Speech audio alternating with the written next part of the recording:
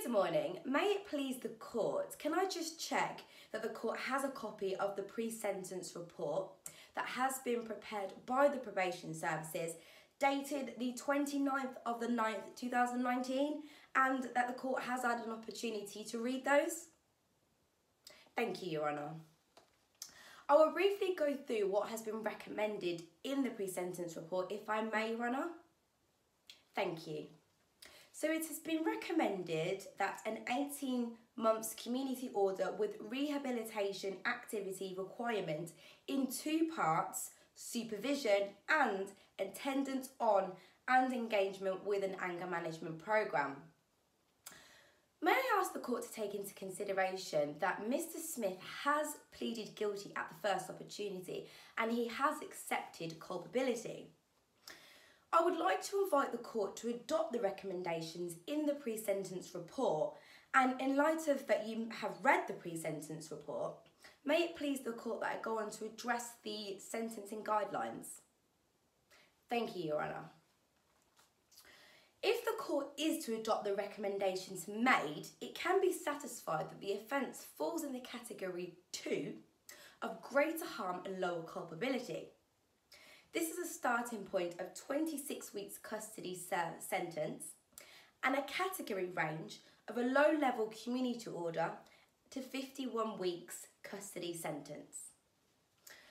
Mr. Smith is of good character and he has no previous convictions, Your Honour. Mr. Smith is a 47-year-old man who has had a significant breakdown in his home, his family life and his work. He was married for 8 years and just recently separated from his wife a few months ago.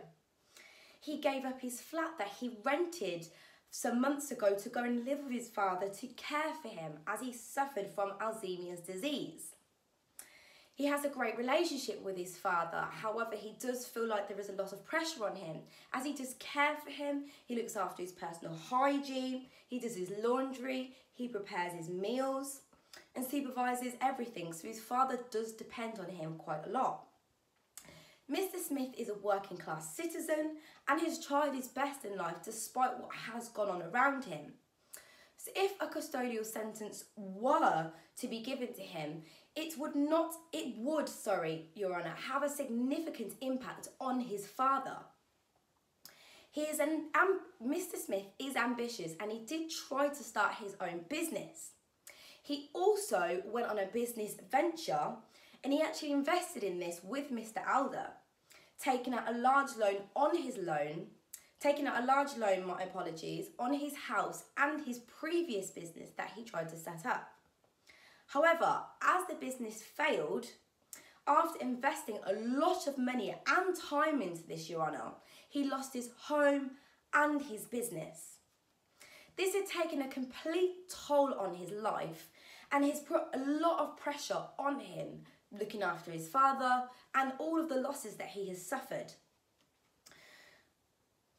Your Honour, Mr. Smith has suffered financially, emotionally and physically, and I ask the court to take this into consideration.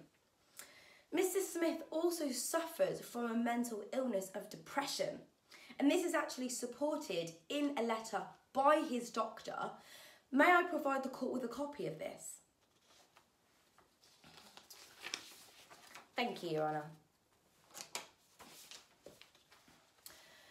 In January 2019, Mr. Smith suffered from anxiety and has been medicated with the medication diazepam to be taken 2 milligrams to take 3 times a day. However, the medication didn't help him. At the time, he then started to deteriorate later on in the year and then went back to his doctors in May 2019, and the doctor assessed him and realised that his condition was actually deteriorating, and Mr. Smith actually expressed to his doctor that, in his words, couldn't cope anymore. The doctor had assessed him as suffering from an adjustment reaction characterised by symptoms of depression in direct relation to stress, Your Honour. He was prescribed with antidepressants drug of fluoxetine of 20 milligrams a day that was to be increased to 60 milligrams a day after 6 weeks. However, Your Honour, this did not help him either, and he slowly started to deteriorate even more.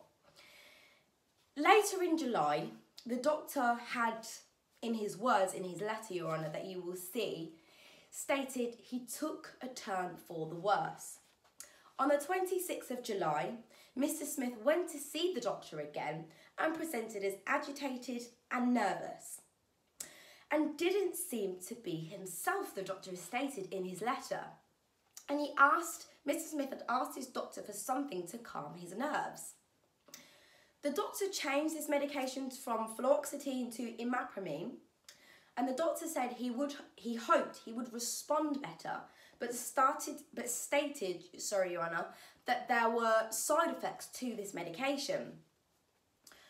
Mr. Smith was booked in for a review for the 6th of September, and when Mr. Smith did go in for the review on the 6th of September, Mr. Smith had actually shared with the doctor the events that unfortunately occurred on the 29th of July.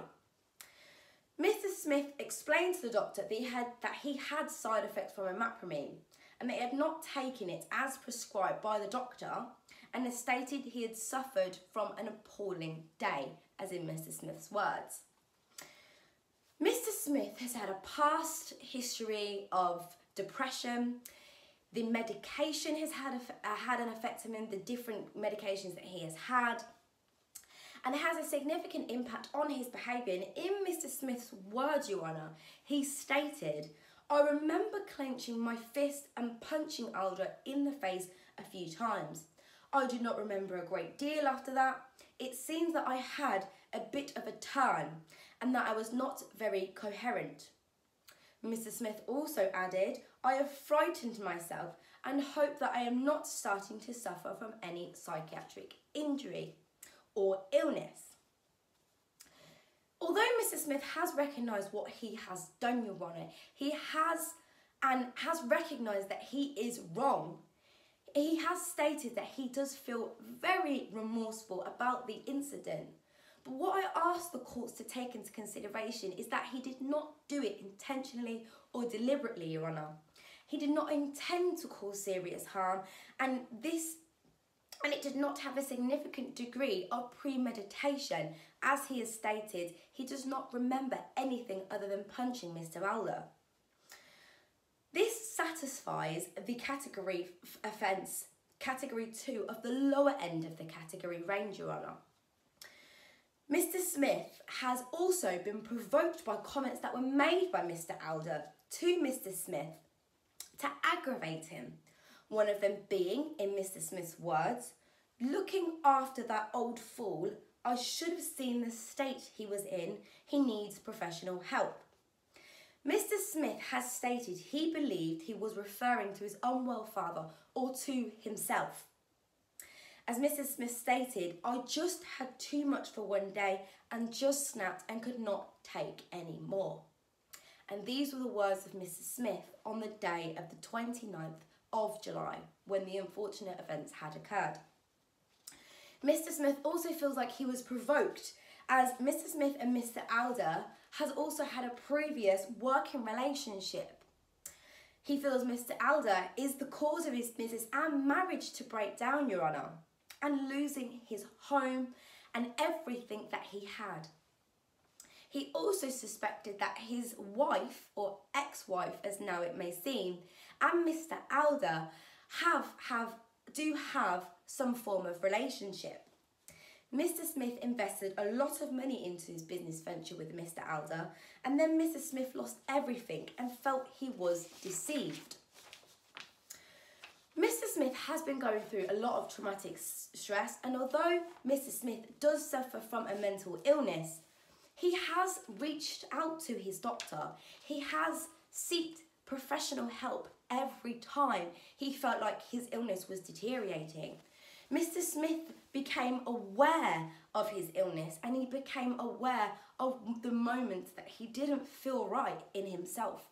He did not hide, Your Honour, what had happened on the 29th of July. He was very cooperative with the police.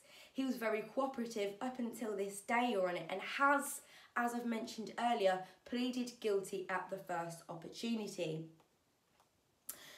Mr. Smith's doctor also supports that he is not an aggressive or violent man and believes that this was a one-off episode of Mr. Smith. Mr. Smith is on new medication of Prozac now, and Mr. Smith's doctor has considered referring him for psychiatric treatment. However, Mr. Smith is coping well on the new medication, and his doctor does feel like they can manage in their primary care Mr. Smith at this moment in time. However, the doctor will refer Mr. Smith for treatment if he feels it's necessary. Mr. Smith's doctor has referred him for counselling sessions, and Mr. Smith has agreed to do this. Your Honour, a custodial sentence would deteriorate Mr. Smith's condition, and his current mental illness needs to be managed, especially for the long run, so these unfortunate events do not occur again. Therefore, it is submitted, Your Honour, that the recommendations in the pre-sentencing report proposed are adopted, as this will benefit him in the longer term.